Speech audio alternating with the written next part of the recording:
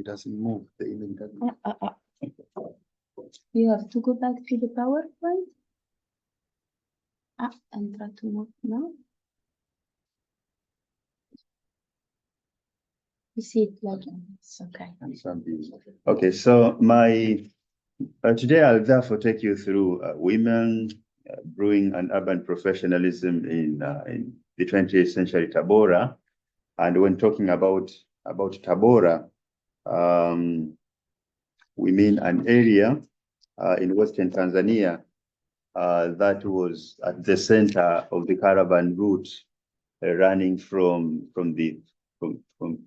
mainland East Africa to the coast.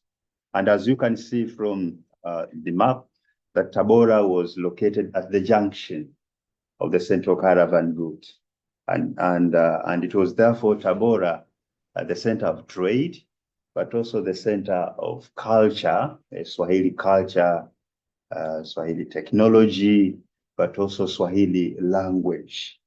But its center as well, its prominence gave rise to the fact that it now, starting from 1840, it now also attracted merchants, but also attracted Swahili traders who also engaged in slavery.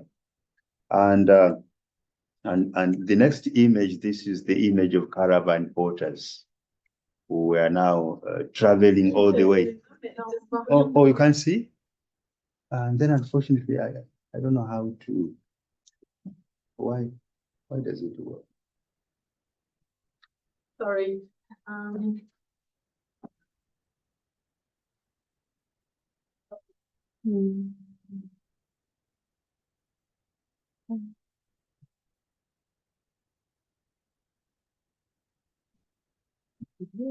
Yeah.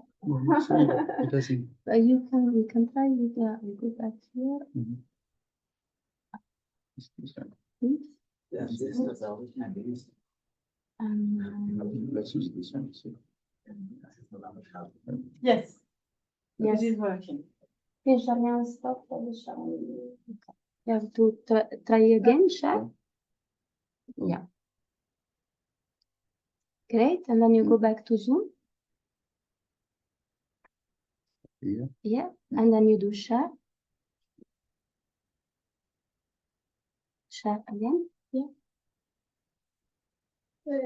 Yeah. It seems it works. Thank you. That works? Okay. Yes. Oh, sorry. Okay. I'm sorry. So the place I'm now making reference to is called Tabora in Western Tanzania, and as you can see from the map, it was located at the junction of the central caravan route from the modern day Uganda, from Eastern DRC, but also from Zambia.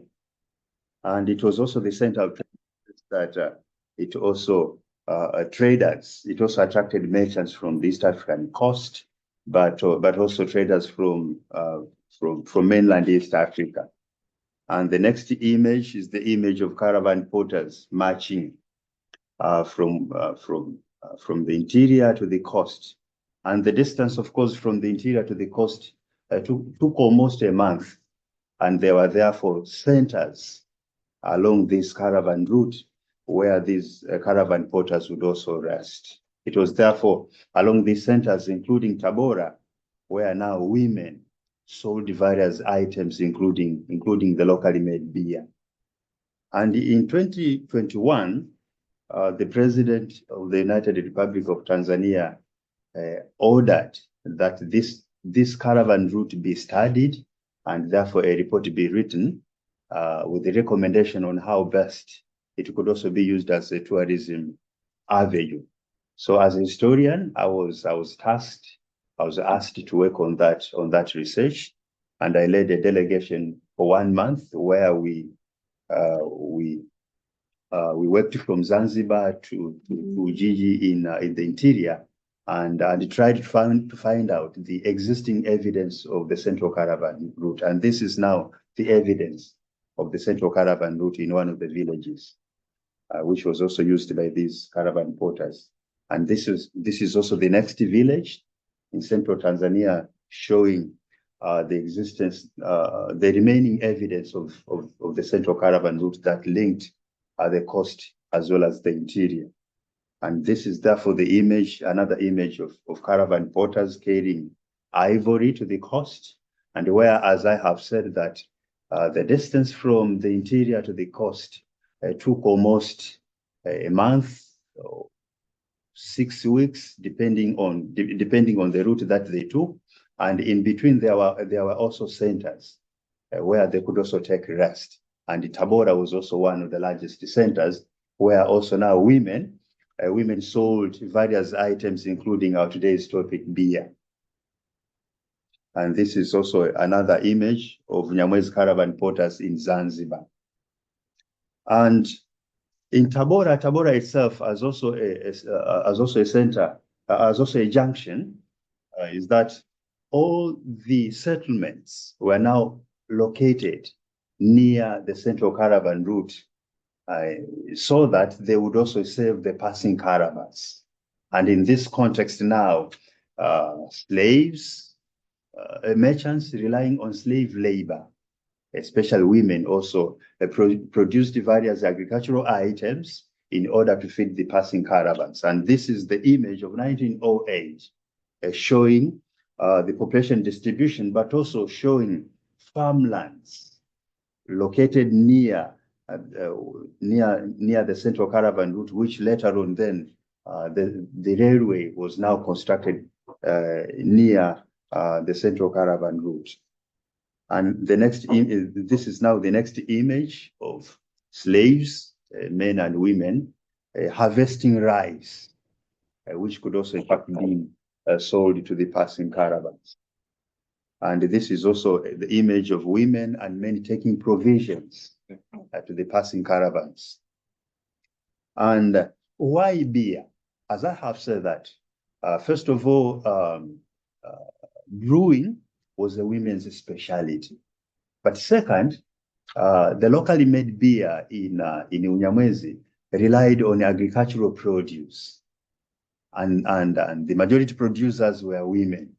So it was therefore easy for these women, first of all, to make beer, but also second, to market this beer not only to residents and villagers and town dwellers, but also to the passing caravans. And of course, beer also provided space for these women, but also including the formerly enslaved women to earn their living.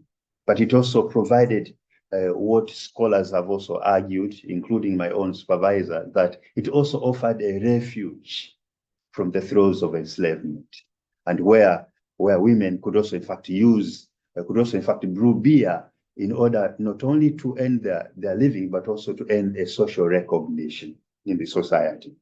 And eventually, beer also created financial independence.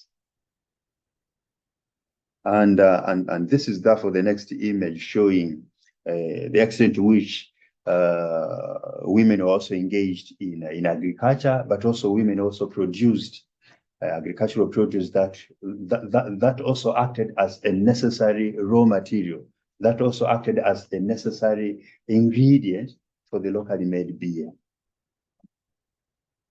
And this is another image of 1864 of women brewing beer. And one of the centers in Tabora where these women also sold beer was the German military station, which now today it also acts as the headquarters for the Tanzania People's Defense Forces.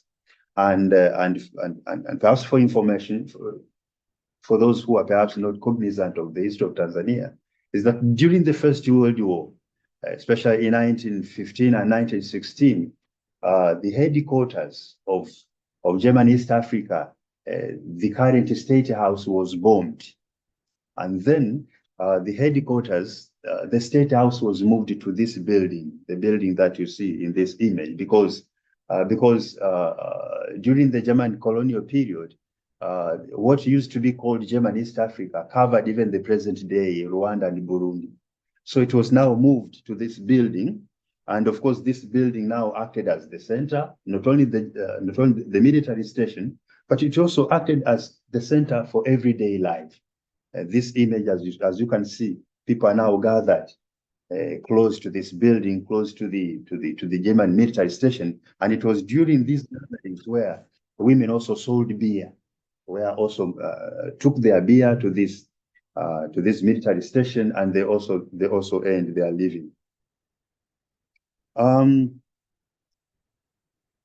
Now, there were certainly many women who brewed beer, and these women also became successful. And I have here for the sake of time, because time isn't our best ally, I've just only cited only a few examples of these women. The first is called Johari Ufunguo. Ufunguo in Kiswahili, it means a key. And now the reason why she was called a key hasn't in fact been disclosed to me by the informants I've therefore been talking about, but it can certainly tell that beer marked a key to life, was an important key to her life, an important departure to her experience as a former slave to a successful woman in Tabora town. So she first of all originated from Congo, from Eastern DRC, and Eastern DRC. As I have said from the beginning, that Tabora was at the center of the Central Caravan route, is that it also now received slaves from Eastern Congo. And according to Karin, whom I admire her works, she says that Eastern Congo was the richest in slaves, in the sense that of all slaves from the East African interior, slaves from Eastern DRC constituted the majority in Tabora. So Johari Ufunguo was also originated from Eastern DRC, and we also from the recollections of men and women in Western Tanzania who told me that she sold she sold a local beer, an occupation that also earned her a reputation. But she also established what exists today as a Manyema traditional dance. That also brought together all Manyema women in Tabora, but also rendered support to Manyema residents in Tabora. And as she died, as she passed away, her leadership, the leadership of this dancing group, fell under the second woman, Aisha Mkangwa. And this also, Aisha Mkangwa, was also a formerly enslaved woman from Eastern DRC, and belonged to the second generation of Manyema community in Tabora. But what was also so special for her is that she, out of beer making and out of selling beer, she even managed to establish her own company. And this company transported cows from Western Tanzania to Dar es Salaam, where there was a large factory called Tanganyika Packers Factory. Of course, for those who have read today the news about Kenya, the president, vaccination of cows, etc. So she was also involved in transporting cows. But we are told that there was a we are told that no sooner had the company been established, and no sooner had the company become successful than I think there was an accident, derailment of the train, and that of course made her run bankrupt. But she had out of making beer become successful in such a way that even her sons today, who are living in Tabora, are also they also belong to one of the well-off families in Tabora town. So this was also another example, and this is the image of Aisha Mkangwa and her co-founders of the company. And this is the lady called Aisha, and all these are her brothers. So she found her own company, and the company was named after her name, Asha Company. Now, although beer was really advantageous, and notwithstanding that beer also enabled these women, both free and the formerly enslaved women, to earn a social recognition, it was also a burden. A burden in the sense that it was also linked to prostitution, it was also linked to social disorder, it was also linked to health risk, and most importantly, these customers, especially men, were also accused of polluting the town. In Kiswahili, they used the term kuchafua mji. They were really accused of polluting the town, and with the prostitution, the prominence of Tabora as also being at the center of the caravan route, it now attracted travelers from various parts of East African interior. And for those who have read Louise White, The Comforts of Home, Prostitution in Colonial Nairobi, would also find that she also cites examples of hire women. These hire women are from Tanzania, and they also even migrated not only to Nairobi, but also to Tabora in order to make their ends meet, in such a way that now prostitution, according to the information, but also according to the interviews that I've also collected with men and women in Tabora, is that it now became a leisure activity after drinking. Now, because brewing had also become a social burden, now the authority in Tabora now devised control mechanisms in order, first of all, to control prostitution, increasing cases of prostitution, but also increasing conflicts, because men were also fighting for these women, but also fightings which had also become dominant in beer halls. Now, what were these control mechanisms? One, the first control mechanism was zoning. The colonial authority now divided Tabora town into 3 distinct zones, and this was ideally meant to control, first of all, unnecessary movements, but secondly, it was also to control these unnecessary cases which were really common and also causing disorder in these beer halls. So there were 3 zones that were now created as a control mechanism. And the first zone was for Europeans, and the second zone was for Indians, and the third zone was for Africans and Arabs. And this is the map showing different zones in Tabora. The first zone, as you can see, is the zone around here. In this zone, there is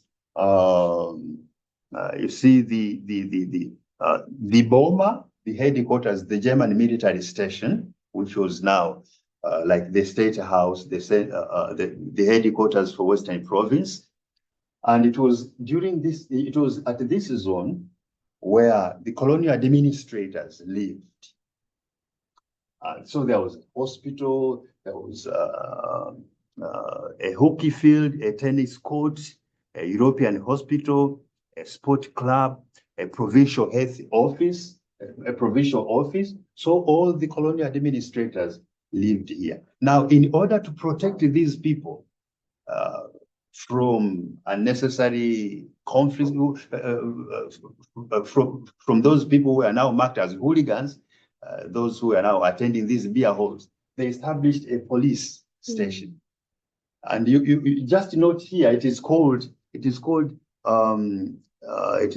only called a police. But now the second zone was close here, close to the colonial administrators, and the third zone, it's here, which is also densely populated.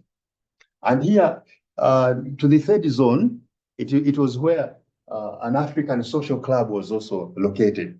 And close to a social club, they also established a police station. But here, they called it a charge house. So while here it was called a police station, here it was called a charge house. And it was only built close to where the central beer hall was located in order to control these these problems arising from drinking beer. The second control mechanism was laws and concerned about laws and regulations. So they passed various laws that were now that stated the procedures which these women would also now go through to obtain license. But of course, these laws also stated the procedures or circumstances where they would also be where their licenses would also be revoked. But secondly, these laws also stated authorized drinking hours and designated areas of drinking, designated days of drinking.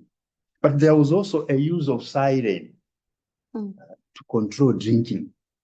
That during the drink, before drinking commenced, a siren would be rung. And then at the end, a siren would also be rung to mean that now it's now over, you go back home. So this was used to control drinking. However, we are told that women now devised coping mechanisms, these women brewers. First, they clandestinely sold beer at home, and now the homestead now offered an alternative space. But second, the home, if I may use the words from my advisor, offered a refuge from the state, and it became now a contingent survival strategy. And this is the image of women brewers who have increasingly become my friends, and they are really descendants of the formerly enslaved. They are also even descendants of influential brewers in Tabora. So they have therefore ideally inherited the profession. They have inherited the profession, and the next image is the image of one of the streets of these beer halls. Now in Tabora, there is a suburb that is commonly designated for these beer halls. And these beer halls, as you can see, they have increasingly also acted as centers of social life, but also centers of socializing among residents. Now, how did these women become professionals? Amid the laws and the regulations that were now imposed by the colonial authority, women now established their own association that would now act as a bridge between women brewers and the colonial authority. And of course, the first level of these associations involved ethnically based associations that women, because of the diversity of communities living in Tabora, with Nyamwezi women, with women from Uganda, women from Manyema, a region in Eastern DRC, women from Zambia. Now, the first level of these associations were ethnically based, bringing together women brewers belonging to a particular ethnic community. And these associations rendered social help of women belonging to these ethnic communities. So it's no wonder to find that some of the associations were named after areas after areas of after areas of their origins of these women. So you find associations being called Ushirombo, meaning that these women, members of this association, came from a region called Ushirombo. Find association called Sumbwa, a Sumbwa association, meaning that members of this association originated from an area called Usumu. So this was the first level. Now, the second level was now a larger association which coordinated all the activities of women brewers across the Western province. And this was established in 1963, which was called Association of African Women Brewers. So it coordinated all the activities of women brewers across the Western province, but also reported to the National Association of Brewers in Dar es Salaam. And it had also clear objectives. The first objective was to coordinate the demands of women across the Western province. But second was also to negotiate on behalf of all women brewers, with the colonial authority on the legal implications that had also been passed, but also the series of regulations that were also imposed on them. But it had also its own leadership. It had also its own leadership, and of these women who appear here, one of them was also now her mother was the chair of the association. So there was a chairperson, there was a general secretary, and there was also a treasurer. And there had also conditions that stated conditions for membership. And members now, as I have said, that this was the larger association. Members were now Mwezi, were also Manyema, Pipa women, etc.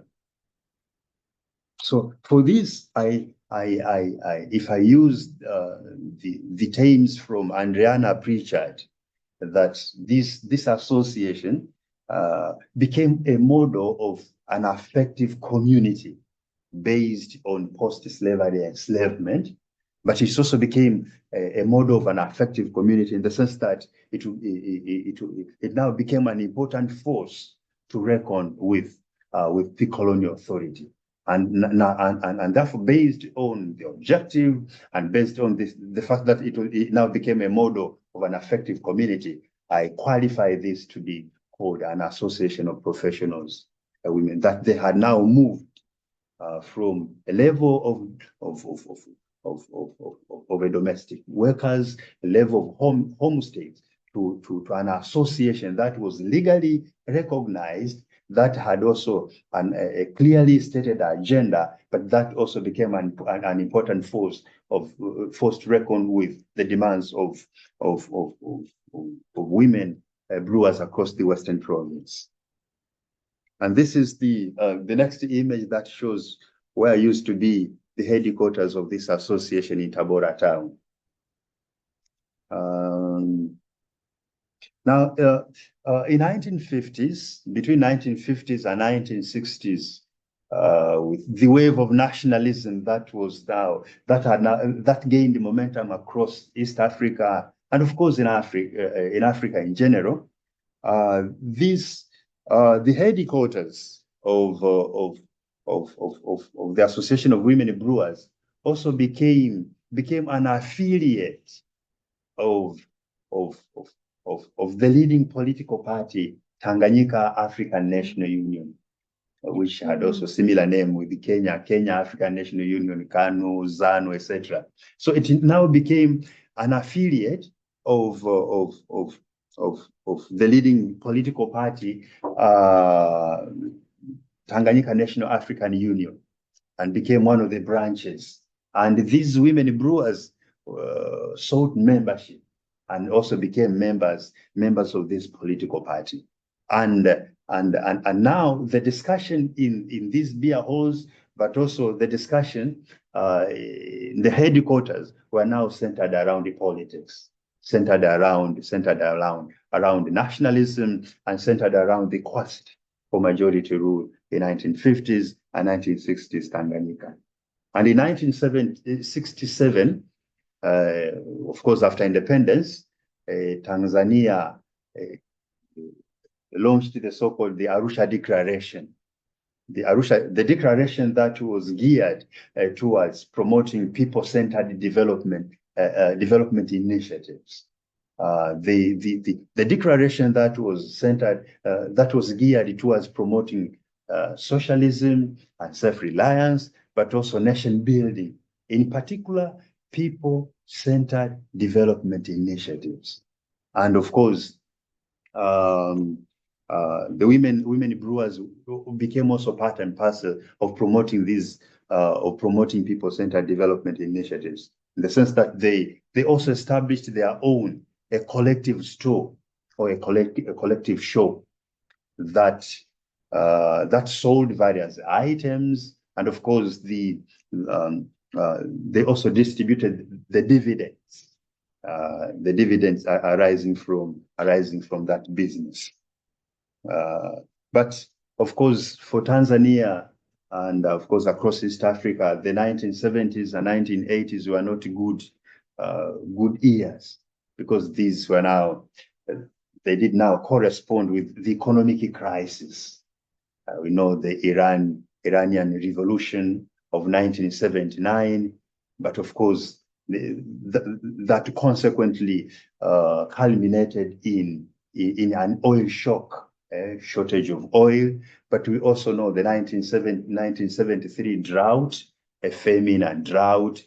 But thirdly, there was, well, for Tanzania in particular, the Uganda-Tanzania War, so commonly called Kagera War, which not only left life in urban and rural Tanzania untenable, but it also left the economy in shambles. And of course, amid the dilemmas of these economic crises, we are told that the show also acted as a survival mechanism for these women, and they used the profit obtained to help them meet their family obligations at home.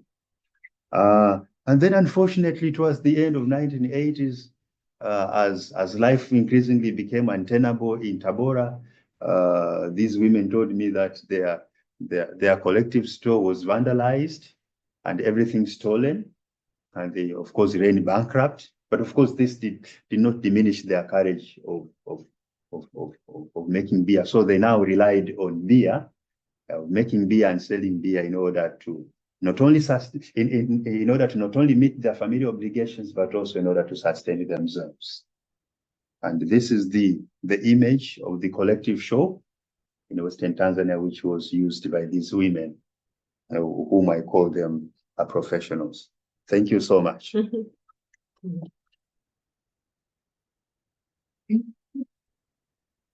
So thank you, Salvatore, for keeping very well your time. I think we can have 20 minutes, 25 minutes for questions and answer from the part of the people who are online and from the rest of the audience.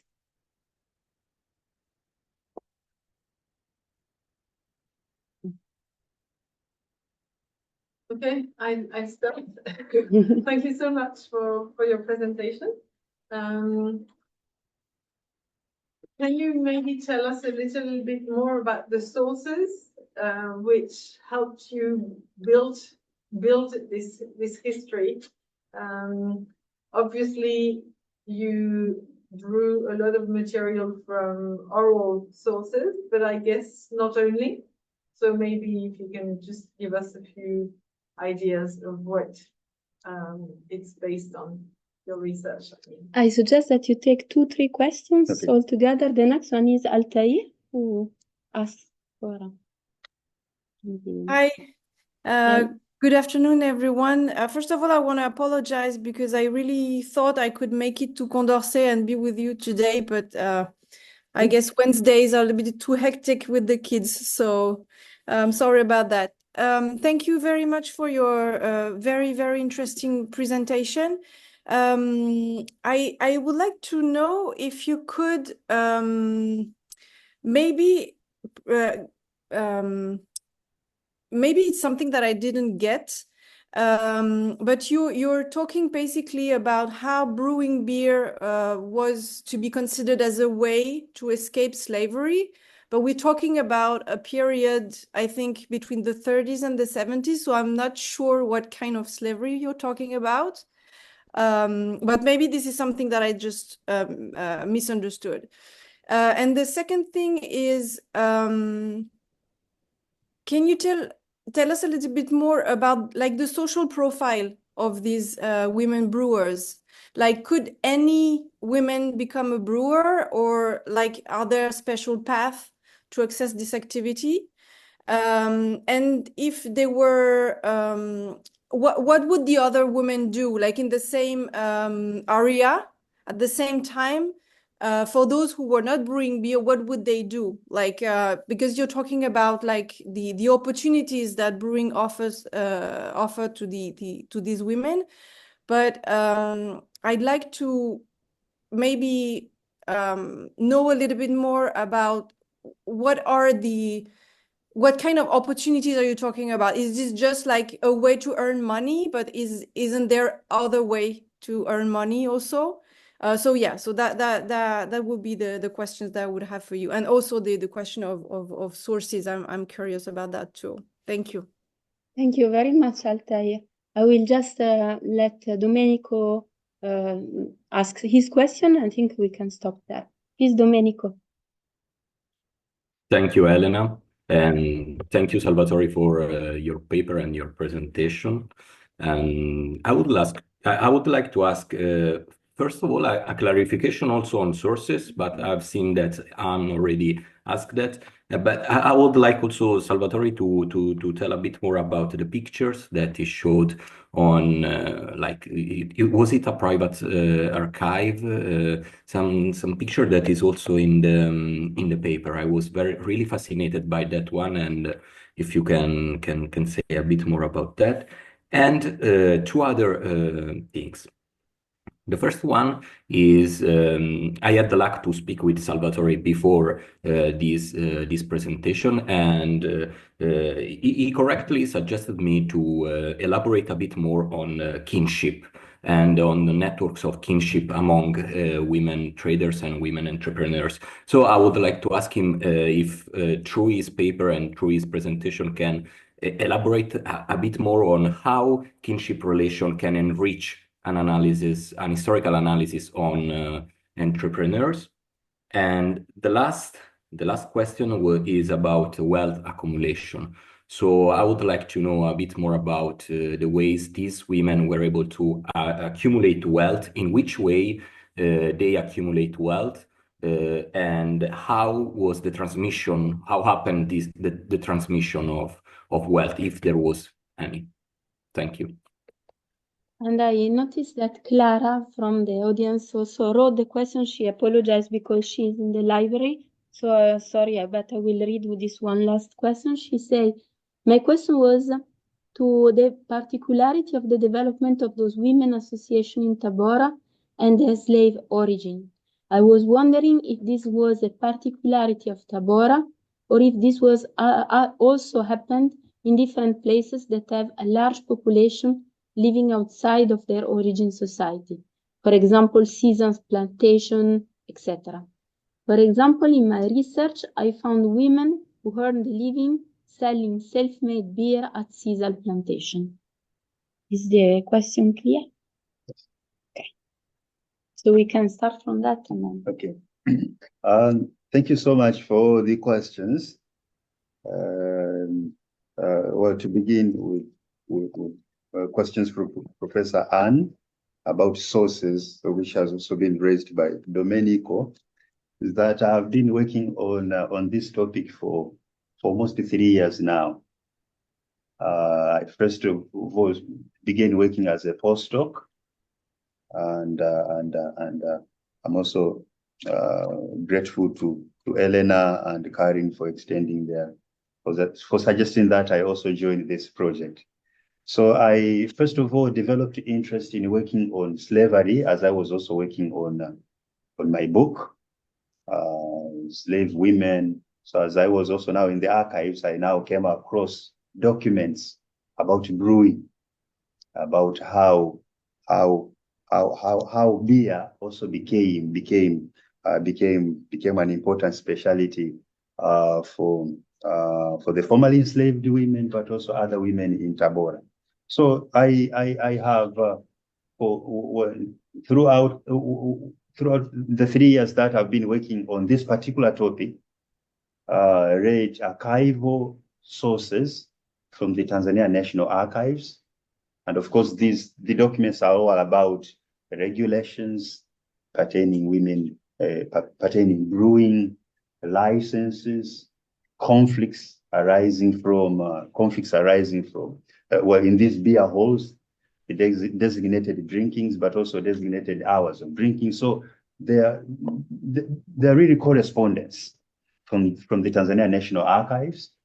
But I also read these archival documents in Dodoma, so the Tanzania National Archives in Dar es Salaam, but also in Dodoma as well as Zanzibar, because as I was looking for the assignment that I was assigned by the president, I also went to Zanzibar and also came across the correspondence about women brewers. Now, in addition to the archives, I also interviewed. I have been collecting oral interviews for almost 5 years about this topic. First of all, with my doctoral dissertation, but later in my book, as well as this one. So I have established a network, a very strong network of men and women who are also descendants of the formerly enslaved.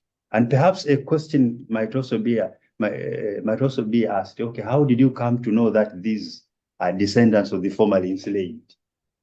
In Western Tanzania, so I used the church register, baptismal register, in the archives of Western Tanzania, with one of my research assistants. Now, going through the certificates of emancipation, but also going through the baptismal registers, I came across names that elders also suggested that this was also a descendant of the formerly enslaved. Of course, some of them declined to talk to me about the topic, because some of them are either devout Muslims or even Christians. But of course, in due course, they got used to me and then started now talking to me. So in addition to the archival sources which I have collected, I've also relied on the interviews with the descendants of the formerly enslaved, but also with some men who frequently attended these beer halls, and including a few women who acknowledged that they also engaged in that in prostitution. I talked to one of the old women who was even open to talk to me, talking about the motives why she engaged in that. So for sources and even the paper I have written is therefore an integration of both archival and oral sources. Is this pronounced as Ataya? Ataya, you will excuse me if I mispronounce your name. Brewing, and perhaps within the context of slavery. For Tanzania, perhaps to begin with the broader picture, the Atlantic slave trade was abolished in 1807, when the British passed the act to legally abolish slave trade across the Atlantic. But for Eastern Africa, 1807, slavery was just the beginning. Slave trade, it was just gaining momentum, and in particular in Zanzibar, the slave market was officially closed in 1873.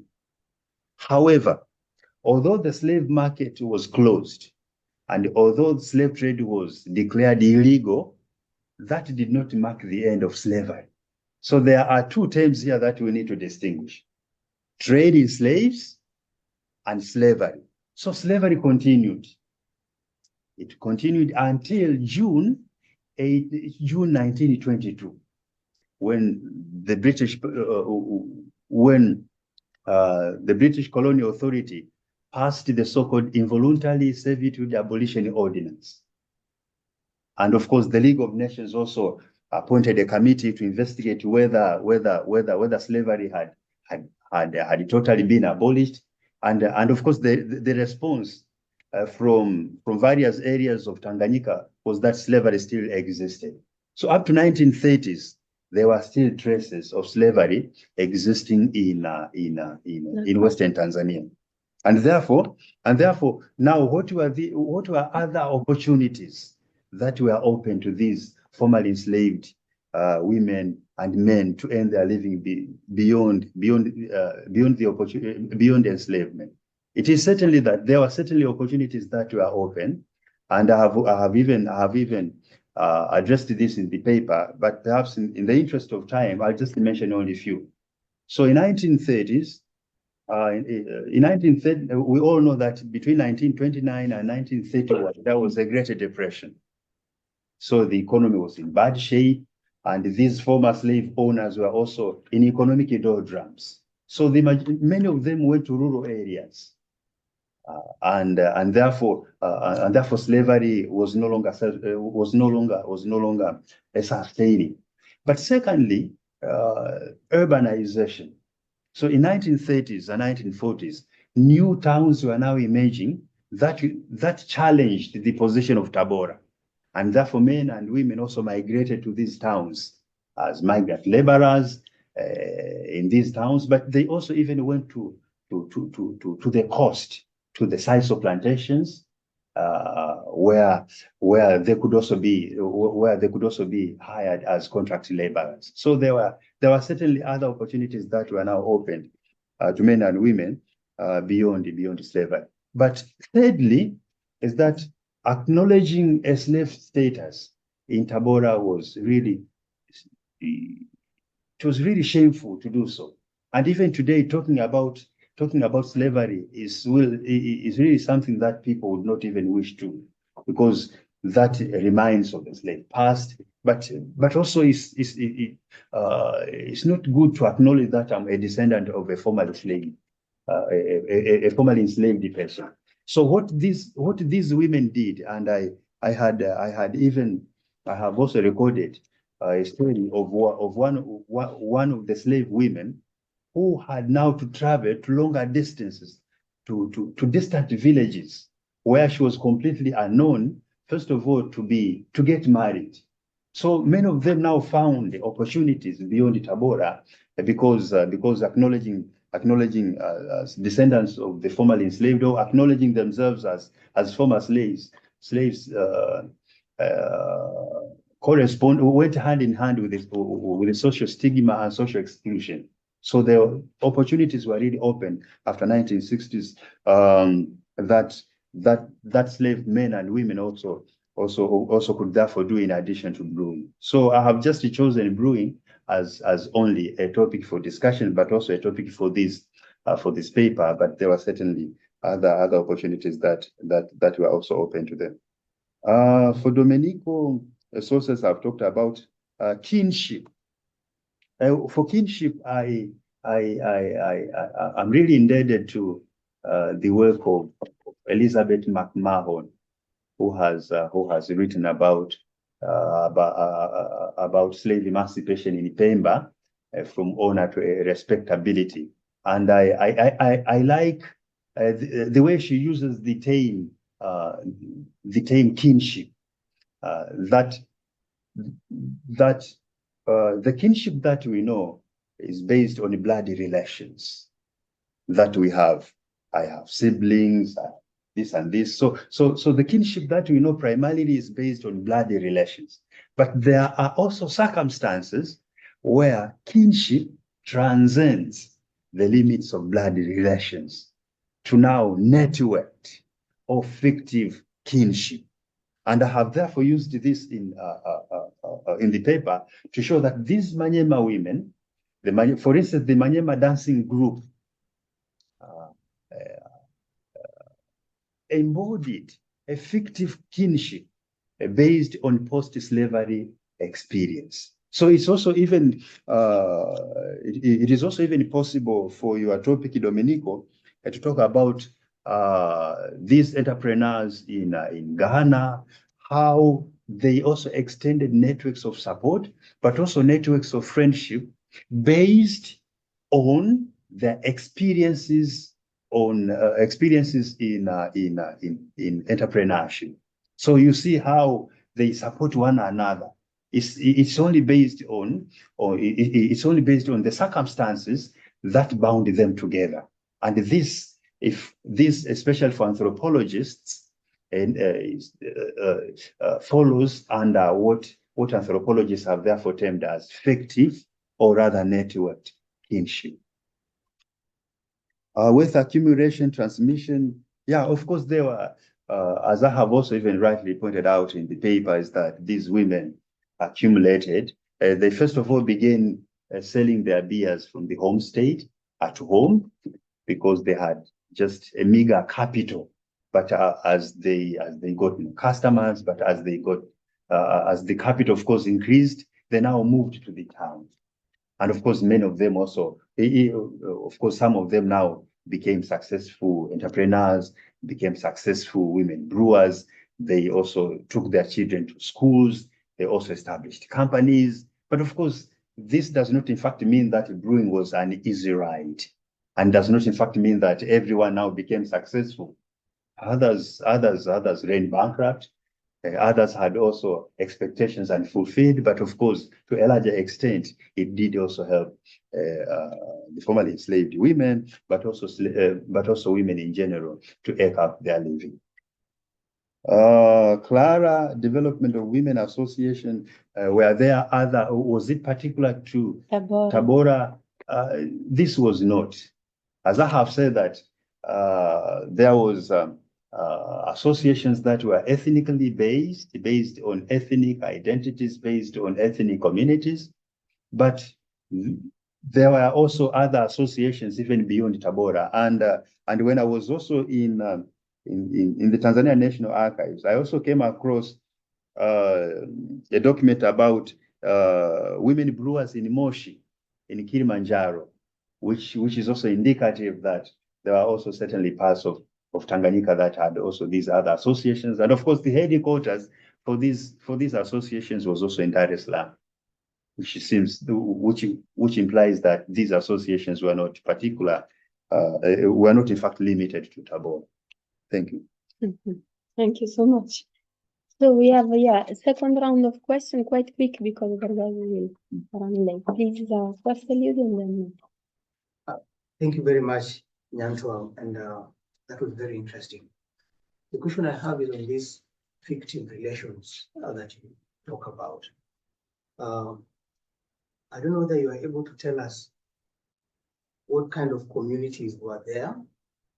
Are we talking about mainly migrant, these slave communities that you're interested in?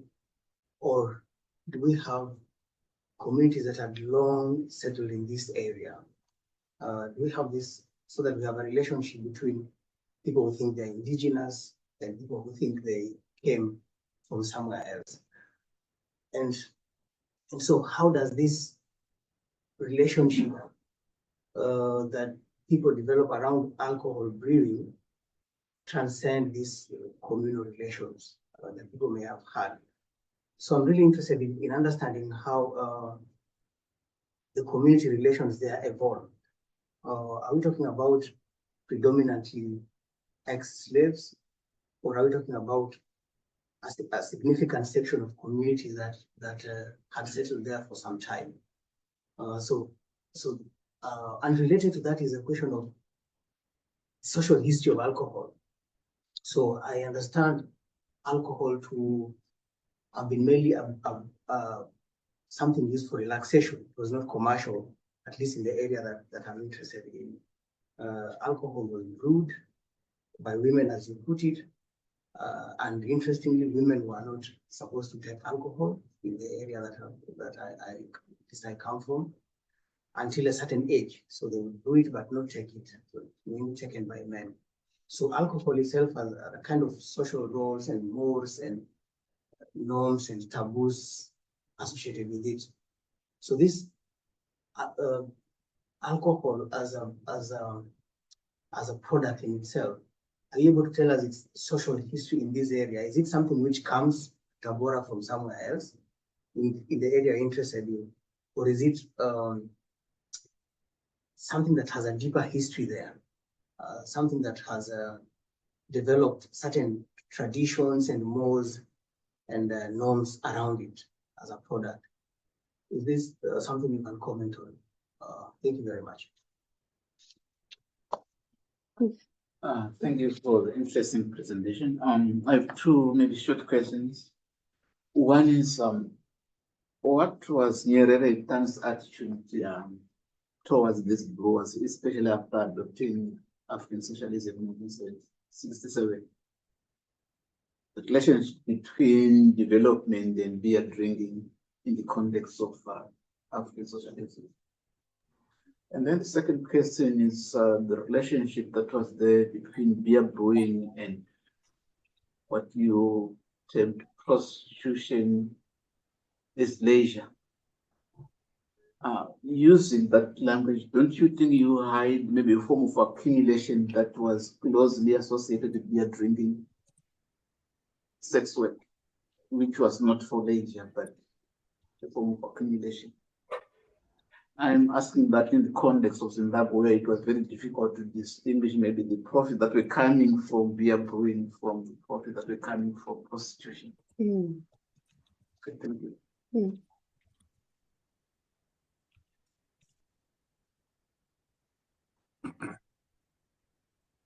Maybe I have a quick question. Adele, do you have a question? No? Or, I don't know, I saw your movements. I don't know if it was. I was wondering, I found very interesting the fact that these women could unite in an association which was not only an ethnic association, and I was wondering if there were tensions between, for example, former enslaved women and women who weren't enslaved before, between Nyamwezi women and Manyema women. So it's a similar question. I have two very quick questions.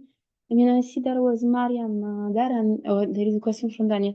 But in Sudan, at least, there is as far as I know, there is a really distinction between the one who brew beer and the sex worker, as if they are very disconnected, totally disconnected categories, as far as I have been told, in fact. So I was wondering if all beer brewers were also sex workers, or they were like two parallel categories that sometimes collapsed. I mean, where came together. It was the first question. And the second question, I was wondering just about missionaries, if there were missionaries around, especially during the colonial time, and if you had feedback about their attitude in relation to these places. This is my question. And there is again a question by Daniel, I think. Daniel, you raise your hand, or maybe I'm mistaken? Yeah. Yes, thank you, Elena. Thank you, Salvatore, for your presentation. Yes, I have two questions. One is related with gender role, how much the gender roles influence their women involvement in the brewing process, or the marketing or sale of the beer. Was there any specific challenges they face from their husband, or any support they gain from their husband? And second one is, was there any way of saving mechanism? When you talk about wealth accumulation and social mobility, I just want to know if there any way of saving mechanism, traditional or modern saving mechanism to accumulate wealth and to change their social position. Thank you so much. Thank you. If you can be as brief as you can so that we don't steal too much time from the next presentation. Thank you. Thank you so much for all the good questions. To begin with Eliud's questions, what kind of relations, what kind of communities did exist, and how did these relations transcend communal relations? Unyamwezi was had a peculiar characteristic. As I said, that it was at the junction of the Central Caravan route, so it attracted now communities with diverse linguistic and cultural backgrounds. We had Swahili merchants from the Swahili coast. We also had people of Arab descent. We also had Nyamwezi, indigenous communities called Nyamwezi, but we also had Manyema. We also have people from the Nyasa, from present-day Malawi. We also had people from present-day Zambia.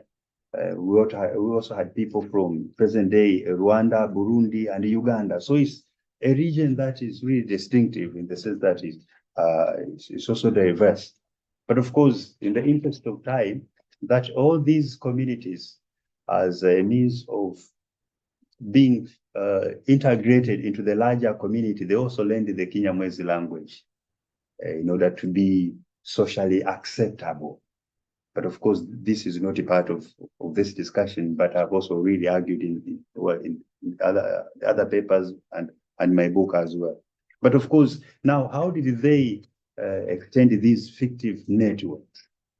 I'll just give you an example, only just one example in the interest of time, for these Manyema dancers.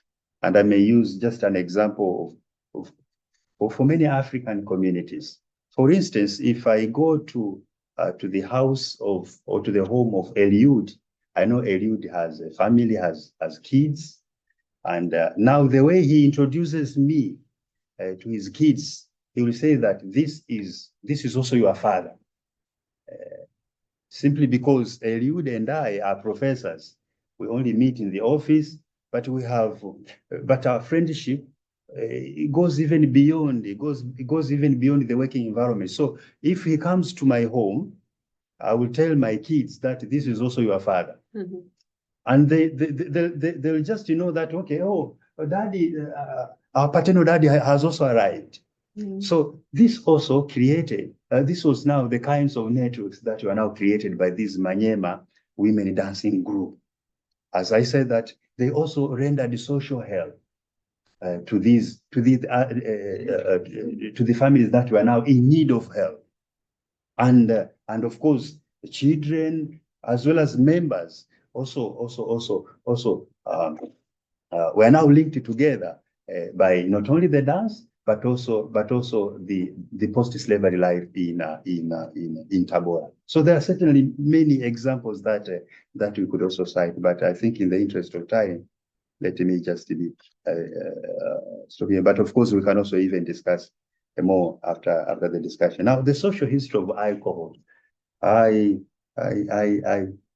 like your question, and I'm really pretty sure that we might also be influenced by Justin Will's potent brew, which has also become an important authority. Of course, brewing had also a deeper history in Unyamwezi, and even the ingredients that these women were also making also changed over time in response to the changing demands, but also in response to the changing. So at first they used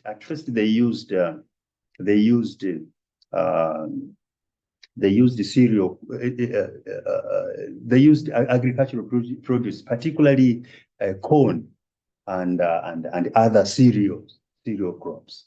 But then if you go today, especially the women I have who have really become my friends, especially these women. So this is the beer that is currently made. This is a locally made beer, and all these are beer.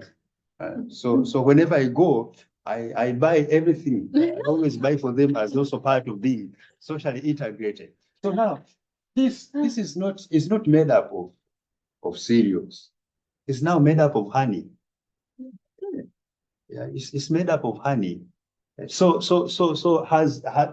brewing has therefore its own social history, and the making has also in fact been changing in response to different demands, but also in response to changing social circumstances. So it has its own history. For Nathaniel, what was Nyerere's position about brewing? Unfortunately, I have no idea. I have no idea, but of course, the documents that I have read, from 1961 to 1975 from the archives, they also show that the post-independent government also relied on what the colonial authority was also doing in terms of imposing laws, but also imposing regulations, not only in Tabora, but also even in other districts of Tabora. But Nyerere's own position on brewing, I think, I'm sorry, I have no idea. I'll perhaps go and ask. Enjoyed his drink, right? Oh, certainly, certainly he did. And I also brewed the beer. Because my father, my grandfather was also my grandmother was also one of the very efficient brewers, and I was therefore part of that activity. And then the relationship between prostitution and brewing, and this would also be linked to Elena's question that were these brewers prostitutes, if I may use that term, or it was different. The question is yes and no. It is yes in the sense that some, first of all, these women brewers, most of them were unmarried. They were unmarried, and later on, then they got married, and this is therefore linked, I think, to Adele's question. I think, and even Daniel's question about the gender roles. That what happened after marriage. Were they discouraged or they continued? But experience from the women, especially this one, this lady and this lady, is that when their mothers got married, they continued with the business. So which also implies that they were also supported by their husbands. And this prostitution, is really challenging, and it took me time to dig deeper into this topic, and this was also in response to Elena's question when I presented first this paper during the conference. She asked me that question, and I said, "Oh, sorry, Elena, I have no idea. I'll just go back to West Tanzania." So prostitution was rather complex. Some women, and as I have said that as one of the reasons why the colonial state authority also imposed the laws and also established what they called a charge house here, the police post, is that there were frequent clashes. Men and women now, men fighting for women, and one of the cases that I was told is that men would also buy women as also a means of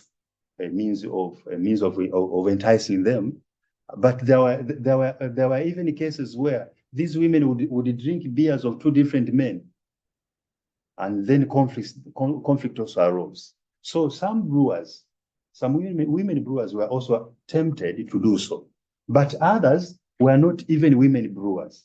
As I said, starting from the 1930s, the urbanization, life becoming increasingly untenable, migrant women from other towns, including what Louis White terms as the higher women, also went to Tabora.